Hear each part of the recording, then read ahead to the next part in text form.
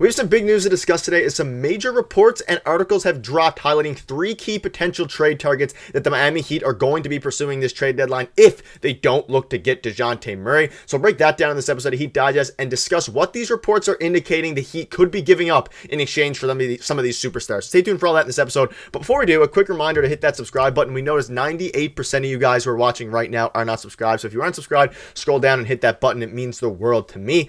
All right, let's get right into the video. So we know I made one yesterday and reports are starting to circulate regarding Dejounte Murray and how the Heat are seriously attempting, along with the Lakers, to acquire the superstar from the Atlanta Hawks, or the star. I wouldn't say he's quite a superstar, but an article dropped today saying 3 possible trade targets for the Miami Heat if Dejounte Murray is out of the picture.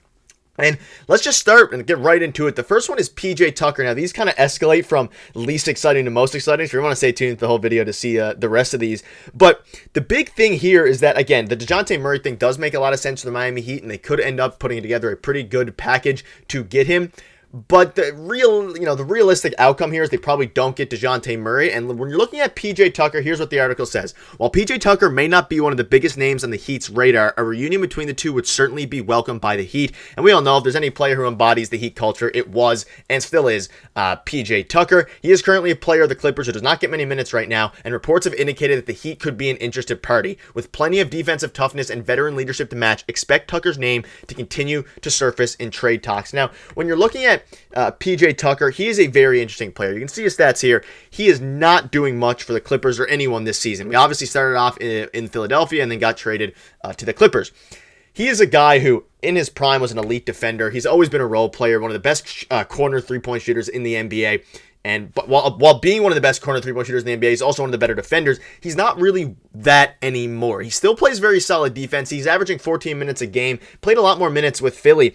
But if the Heat get him, they could definitely utilize him as, I guess, a bench role to go in and give you some stopgap minutes, especially on a Heat team where we have a lot of good defenders. We also have some guys who lack a bit in the defensive end, specifically Tyler Hero. And Jaime Jaquez is an okay defender, but he's nothing special. And when you're looking at PJ Tucker, you wouldn't really be bringing him in.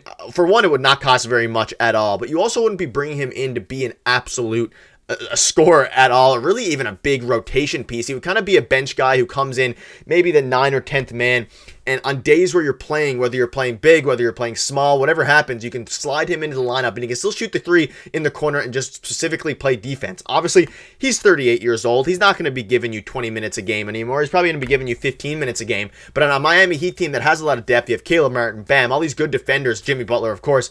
Having another defender, a wing defender specifically, you can kind of, and his guarded centers in his career dating back to Houston when they used to play the small ball and had him at the 5. He can guard a lot of big guys, and that could be very helpful. And this is a player, obviously, he's not super exciting, but the Clippers have been willing to give him up in a trade. And let's also make sure to note the Clippers are a very good team, so I don't know how much they'd be willing to pay or to give Tucker away to another contending team like the Miami Heat. But we know back in 2021, even when he was 36, he was starting every single game, put up 8 points a game, and he was very solid. So I suspect that if the Miami Heat want to get him, they would be very open to that, but this would not be the big move. When you're comparing him compared to Dejounte Murray, I don't think PJ Tucker is the guy that you'd want to be your 1B or 1C or 1D. This would be a guy that you maybe get alongside a starter, come in, help with veteran leadership, help with defending at some points in key parts of games. But other than that, he's not going to be anyone crazy. He's not a crazy good player anymore, and his three-point percentages have plummeted a little bit this season. So let me know what your thoughts are on that. That isn't the main one we're going to talk about here, and let's talk about Pascal Siakam. And we're probably going to have a couple of full videos on these guys. I just kind of wanted to go through these major ones first. But Siakam has continued to find his name in trade talks over the years. However, so far a deal is yet to come. Whether this winds up being the year the Raptors part ways with Siakam is up in the air. And with the Heat and Max Strus parting ways, Siakam would certainly bolster the team's roster at the power forward spot. Although he doesn't bring the same shooting as Strus, he would be an immediate difference maker for the Miami Heat. And let's make it very, very clear here. Pascal Siakam is an unbelievable player, and if the Miami Heat can go and acquire him, he would be a huge difference maker. Obviously, it might be a bit weird with Bam, Jimmy, and Siakam, but Siakam has shot in the 3 very well lately after coming off one of the worst stretches of his career. He's been an unbelievable three-point shooter over the past around 60 attempts in 12 or so games, 12 to 15 games there. And when you have a guy like that who's shooting hot, especially over the last 10 games, but you have a guy in Pascal Siakam who can create for himself, he's a solid defender, he's a decent three-point shooter, and you can just give him the ball in the post and let him work. We see it on the Toronto Raptors. He is the focal point of their offense alongside Scottie Barnes. They're kind of transitioning towards Scottie Barnes quickly and Barrett now. But Siakam is an unbelievable player. This would be the move that I like more than Dejounte Murray and could potentially put them over the top. Again, they compare him to Max Strus. He is a way better player than Max Strus is and probably will ever be. And this would be a type of move that really bolsters your rotation. That being said, we know Masai Ujiri is not going to give him up for nothing. It's going to require some draft capital, and it seems the Raptors want to kind of have NBA ready now players, so maybe it would take a Tyler Hero type player in a deal, and then at that point you kind of got to weigh the risks here and whether it would be worth it or not. And you also have to factor in, of course, Jaime Jaquez. How much do you want to take away from his on-ball scoring and things like that? So it's a very interesting trade, but if you can get it done, and I don't think the Heat are the most likely to get this done. I think there's probably other suitors like the Pacers and the Hawks and the Kings that are more likely. But if you can get this done, this would be a wonderful fit for the Toronto Raptors or for the Miami Heat. And I think it would make sense for them. And it would really be a move that puts them over the top, especially when you're comparing it to Dejounte Murray and obviously PJ Tucker. So let me know in the comments what your thoughts are on that. The biggest thing here is that the acquisition cost would be high.